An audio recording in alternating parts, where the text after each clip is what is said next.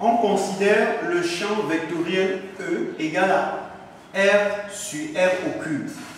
On nous demande de calculer la divergence de ce champ vectoriel E. Nous commençons d'abord par écrire la formule. La divergence de E est égale à la dérivée partielle de EX par rapport à X. Il s'agit, EX est la coordonnée de E en X, plus la dérivée partielle de EY par rapport à Y. EY c'est la coordonnée de E en Y, plus la dérivée partielle de EZ par rapport à Z. EZ c'est la coordonnée de E par rapport à Z. R, or R, le vecteur R ici, le vecteur R est égal à X porté par EX plus Y porté par EY plus Z porté par EZ. Alors R au cube est égal à X carré plus Y carré plus Z au carré, le tout à la puissance 3 demi. Je rappelle que R lui-même, c'est tout ceci à la puissance 1 demi. Or 1 demi, le tout à la puissance 3 est égal à 3 demi. Donc c'est ça la R à la puissance 3. Alors R, le vecteur R divisé par R à la puissance 3 est égal à quoi? On écrit le vecteur R et puis on écrit R à la puissance 3 au dénominateur. Nous savons que EX est égal à EX, pardon, E est égal à EX porté par EX plus EY porté par EY plus EZ porté par EZ. Ceci, c'est la même chose que vecteur R divisé par R au cube. C'est ce qu'on nous a donné. Alors, lorsqu'on a remplacé le vecteur R par sa valeur, voilà la valeur du vecteur R, et on a remplacé R cube par sa valeur, voilà la valeur de R cube. Je rappelle que ce R cube s'écrit comment? Nous savons que R à lui-même, R c'est X au carré plus Y au carré plus Z au carré, le tout à la puissance 1 demi, voilà R. Lorsqu'on élève à la puissance 3, ça nous donne donc R au cube, qui est égal à tout ceci à la puissance 3 demi. Donc, ça va faire tout ceci à la puissance 3 demi, parce que 3 fois 1 demi, c'est 3 demi. C'est ça R au cube. Alors, nous allons donc départager le dénominateur. Donc, le dénominateur est commun ici, c'est pour X, c'est pour Y et c'est pour Z. Donc, X sur ce dénominateur, c'est la coordonnée en X de E. Y sur R au cube, c'est la coordonnée de E, Y de E en Y. Et ceci, c'est la coordonnée de E en Z. Voilà ce qu'on a fait. Donc, par identification, ceci, c'est ça la coordonnée ici. Voilà, c'est EX égale à X multiplié par ceci à la puissance moins 3 demi. Pourquoi? Parce que ça quitte du dénominateur, ça monte au numérateur, le signe devient négatif. Donc, le signe change. La coordonnée en Y, donc ceci, EY, c'est égal à ceci. EY, c'est tout ceci. Ceci monte et la puissance devient moins. Et EZ, c'est égal à ceci. Le dénominateur monte, la puissance devient moins. La puissance change de signe. Donc, nous avons EX qui est égal à ceci, EY qui est égal à ceci et EZ qui est égal à ceci. Voilà les coordonnées du vecteur E en X, en Y et en Z. Voilà EX, EY et EZ. Voilà donc les coordonnées que nous allons appliquer. Nous commençons d'abord par la dérivée partielle de EX par rapport à X. C'est égal à la dérivée partielle par rapport à X de EX. Voici bel et bien EX qu'on a trouvé là-bas. Voici EX. Il s'agit de la multiplication de deux fonctions que nous allons dériver par rapport à X. On applique la formule. Ça veut dire, on dérive ceci, on multiplie par ceci. On fait plus, on dérive ceci, on multiplie par ceci. C'est la formule.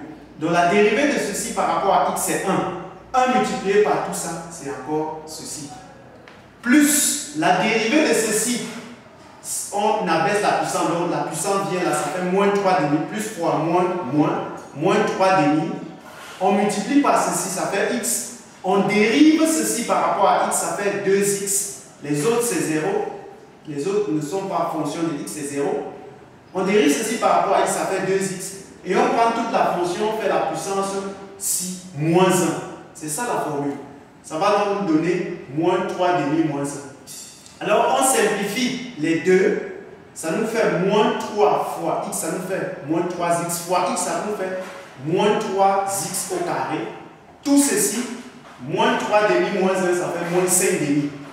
Alors voilà donc ceci, on va chercher à remplacer R par sa valeur. Nous remarquons que tout ceci à la puissance moins 3 demi peut s'écrire encore à la puissance 1 demi, le tout à la puissance 3. Parce que 3 fois moins 1 demi, c'est moins 3 demi. Ceci peut encore s'écrire tout ceci à la puissance moins 1 demi, le tout à la puissance 5. Parce que 5 fois moins 1 demi, ça fait moins 5 demi. Or, qu'est-ce qu'on remarque? Ceci, on connaît. On connaît ça, on connaît ça. Alors, ceci, c'est R à la puissance moins 1. Ceci, c'est R à la puissance moins 1. Donc, on a R à la puissance moins 1, le tout à la puissance 3. Moins 3x au carré, facteur de R à la puissance moins 1, le tout à la puissance 5. Donc, voici R à la puissance moins 1, le tout à la puissance 5. Alors, R à la puissance moins 1, R à la puissance moins 1, le tout à la puissance 3, c'est R à la puissance moins 3. Moins 3x carré, R à la puissance moins 5, parce que 5 fois moins 1, c'est moins 5. Alors, R à la puissance moins 3, ça passe au dénominateur, c'est encore 1 sur R à la puissance 3. Moins R à la puissance moins 5, c'est encore 1 sur R à la puissance 5. Donc, R à la puissance moins 5, lorsque ça descend au dénominateur, ça devient R à la puissance 5. Le signe devient positif. Alors, on aura donc moins 3x carré divisé par R à la puissance 5.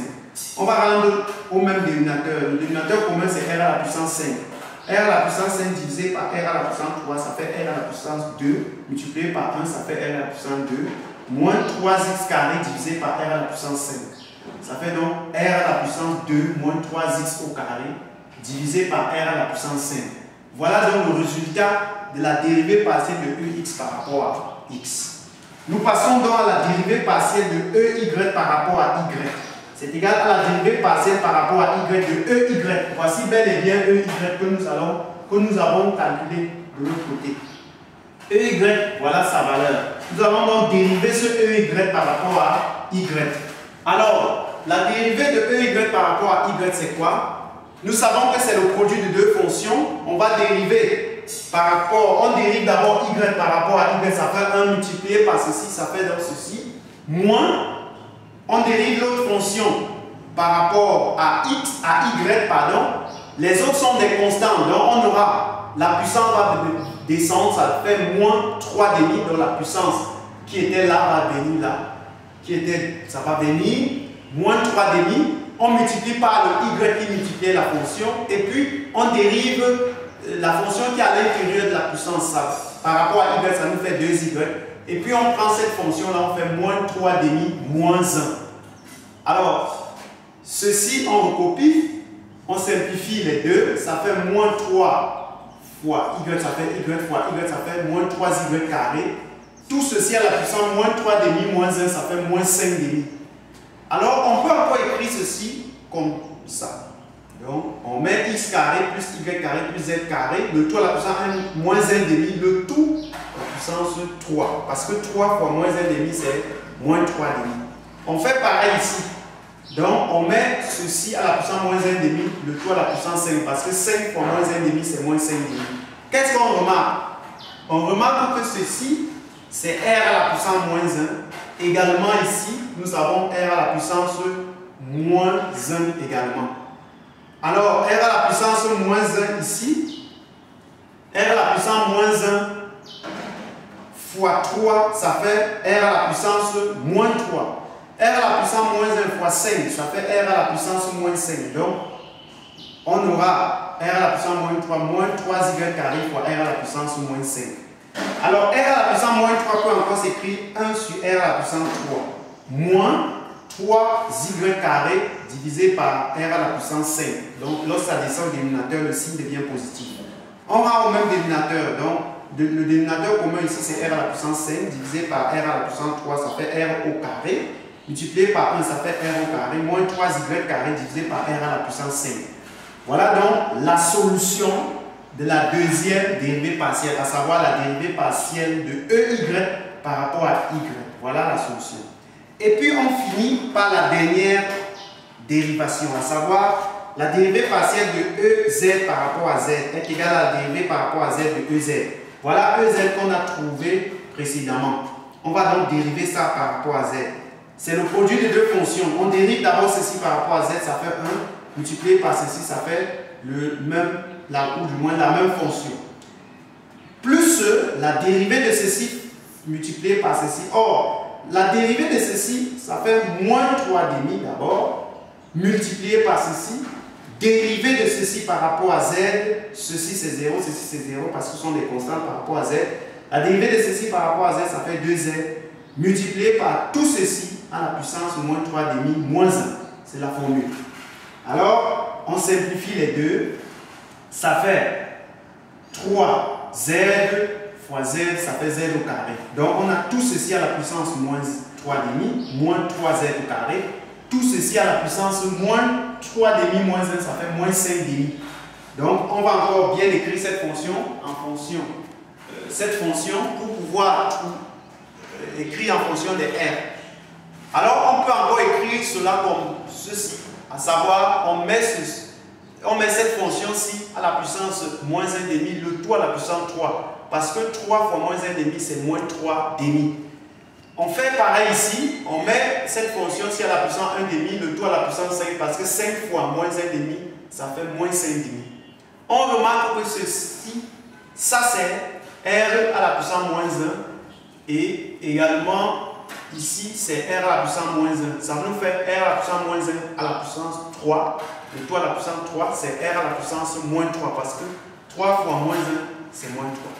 Moins 3z carré, r à la puissance moins 1, le tout à la puissance 5, c'est r à la puissance moins 5.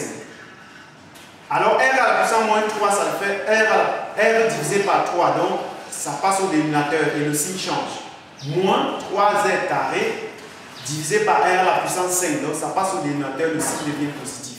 On rentre donc au même dénominateur. Le dénominateur commun ici, c'est r à la puissance 5. On divise par r à la puissance 3, ça fait r au carré, multiplié par 1, ça fait r au carré. Moins 3z divisé par r à la puissance 5. Voilà donc la solution de la dernière dérivation, à savoir la dérivée partielle de ez par rapport à z. Et maintenant, on va regrouper ces résultats. La divergence du vecteur E est égale à quoi?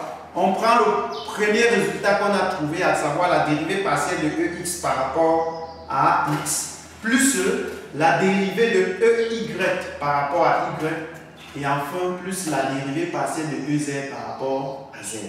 On additionne ces résultats. Qu'est-ce qu'on remarque? On remarque que nous avons un dénominateur commun, à savoir R à la puissance 5. Donc le dénominateur commun, c'est R à la puissance 5. Et puis au numérateur, on aura ceci plus ceci. Ça fait donc qu'on aura plusieurs R au carré. On peut les additionner. R au carré ici, R au carré ici, R au carré ici. Ça fait 3 R au carré. On peut mettre moins 3 en facteur. Moins 3 en facteur, ça fait X carré plus Y carré plus Z au carré. Or, on sait que R au carré est égal à X carré plus Y au carré plus Z au carré. Donc, ici, on va remplacer ceci par R au carré. Ça va nous faire 3R carré moins 3R au carré. Donc, ceci, c'est R au carré. Alors, 3R au carré moins 3R au carré, c'est 0. Divisé donc par R à la puissance 5. Et 0 divisé par tout nombre, pour tout nombre qui n'est pas 0, c'est 0. Donc 0 divisé par R à la puissance 5, c'est 0. On a la 0. Donc, d'où la divergence du vecteur E est égale à 0.